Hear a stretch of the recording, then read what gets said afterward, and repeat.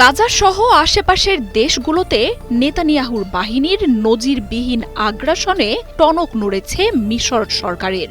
ধীরে ধীরে যুক্তরাষ্ট্র আর ইসরায়েলের বলয় থেকে বের হচ্ছে দেশটি। ইসরায়েল বলছে, ক্যাম্প ডেভিড চুক্তি অনুযায়ী সিনাই উপত্যকায় মিশরের ৪৭টি ব্যাটালিয়ন ও ৩০০ ট্যাঙ্ক মোতায়েনের অনুমতি রয়েছে। তবে অঞ্চলটিতে এখন ১৮০ ব্যাটালিয়ন সেনা মোতায়েন করেছে সিসির সরকার। সেনাবাহিনীর আকারও আগের চেয়ে ৩০ গুণ বাড়িয়েছে মিশর। অনুমোদনের চেয়ে প্রায় ৪ গুণ সামরিক সক্ষমতার মোতায়েনকে চূড়ান্ত হুমকি হিসেবে জানিয়েছে ইসরায়েল। সীমাহীন বর্বরতায় এবার ইসরায়েলের থেকে দূরে সরছে মুসলিম প্রতিবেশী মিশর।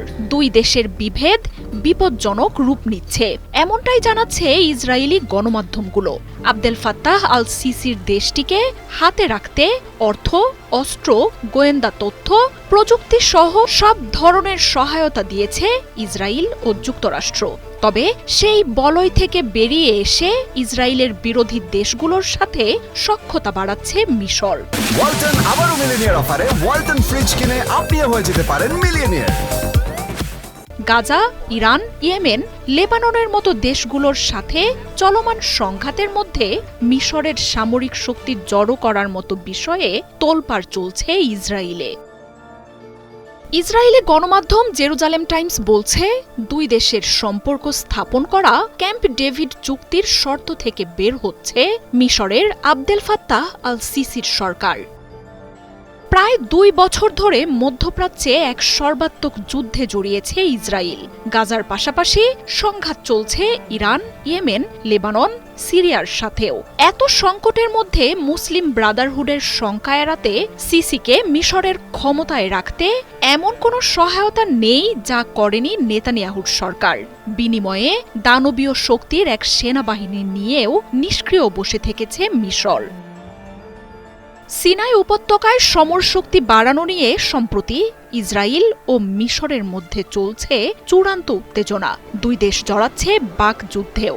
মিশর সেনা বাড়ালেও চারদিক ঘিরে আসা সংকটে অঞ্চলটি থেকে সেনা আর শক্তি দুটোই কমাতে হয়েছে নেতানিয়াহুর সরকারকে। সিনাইয়ে মোতায়েন থাকা ৬টি কমব্যাট ডিভিশন, হাজারো ট্যাঙ্ক সরিয়ে আনার পাশাপাশি আর্টিলারি ব্রিগেডের ক্ষমতা অর্ধেকে নামিয়ে এনেছে ইসরায়েল। সরিয়ে আনা হয়েছে হাজারো সেনা, ইঞ্জিনিয়ারিং ইউনিট আর গোয়েন্দা নজরদারির সরঞ্জামও। জেরুজালেম পোস্ট বলছে, ইসরায়েলের পরিস্থিতি এতটাই শোচনীয় যে জরুরি ভিত্তিতে মিশর সীমান্তে মোতায়েনের কোনো সেনাও এখন অবশিষ্ট নেই। এর মধ্যেই মিশরের সামাজিক যোগাযোগ মাধ্যমের বরাত দিয়ে ইসরায়েল বলছে, নেতানিয়াহুর বাহিনীর সাথে সম্ভাব্য যুদ্ধের জন্য জৈব ও রাসায়নিক অস্ত্রও প্রস্তুত করছে মিশর। এমনকি সম্প্রতি ইসরায়েলের নতুন করে রাষ্ট্রদূত নিয়োগও বাতিল করেছে সিসির সরকার। মার্জিয়া উপমা, ৭১।